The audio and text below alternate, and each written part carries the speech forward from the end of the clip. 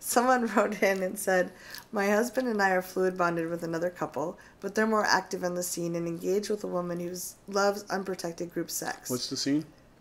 I believe their swinger scene. Ah, the swinger scene. Okay. Yeah. So they're wanting to know some strategies to negotiate safer sex since they're fluid bonded with a couple, but they're playing with someone who is not using a safer sex protocol. Okay. If you're wondering why I'm eating a banana, check out the condom videos. It's hilarious.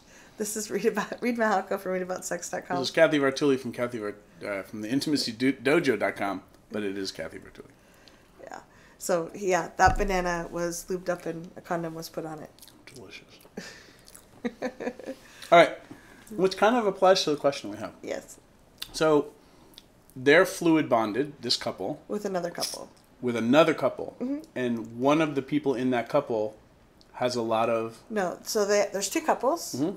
And the couple wrote in because they're fluid bonded with another couple. Fluid bonded means they all feel safe, to some degree, having unprotected sex with each other. Mm-hmm. Whatever that means. It could just be oral, without barriers, or penetrative, condomless sex stuff. And it sounds like they're fine being fluid bonded with this couple, but the other couple is much more active. They're having sex with a lot of other people, including a woman who is not practicing safer sex protocol. And they're wondering how they can still have a connected relationship. Once you kind of start understanding safer sex protocols, this isn't a hard question to answer. However, there's no such thing as safe sex, only safer sex. So everyone's going to have their own, setting as to what makes them feel emotionally safe and physically safe.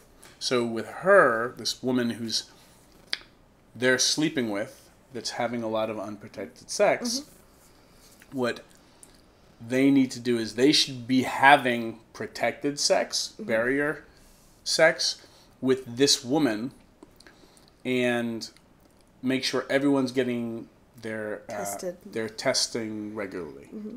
That's the best that you can do. Because even if we use barriers perfectly, there can be a condom break or a failure. Mm-hmm. And getting tested regularly will help us figure out if somebody is tested positive for something, so we can all get treated. How often in that situation, how often would you recommend testing? Well, for people who are playing with other people, I would get tested every 3 to 4 months. Mm-hmm. Pap smears a little bit different because HPV is tricky because sometimes your body clears it. Sometimes you get a strain that could be cancer causing for cervical cancer. There's a lot of research going on with HPV right now, so we're learning more about it.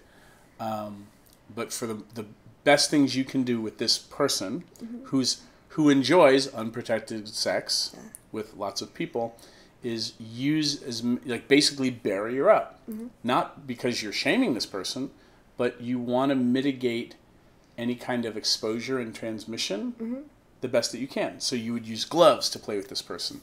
You would use dental dams and condoms for oral sex. You would definitely use condoms always for anal. That's my opinion. And use condoms for penetrative penis-vagina stuff. Right. And if this couple wasn't willing to be use barriers with the woman, it might be a time to step back from being fluid bonded with them. So if you're the original couple who's sleeping with this other couple and you guys are fluid bonded, and they are sleeping with this person who's having a lot of unprotected sex, the way you protect yourself is, you ask them if they can use barriers with her. And then if they're not willing to do that, then you guys could choose to use barriers with them. Yeah. And, that the only other thing which wouldn't work in the way that they said it was all 4 of you become fluid bonded with her, but you would need her to be having protected sex with everybody else. Yeah. So that's the quick rundown. Leave your questions and thoughts. Yeah, great question. You can email us about this. Safer sex. Again, sex isn't safe. You can make it safer. What feels safe to you may not feel safe to somebody else. But when you start geeking out on this stuff, you can start to see a way for you to feel better about the sex that you're having. Yeah, that's it. Yeah. Thanks for leaving the questions. What are your thoughts? We'll see you next video.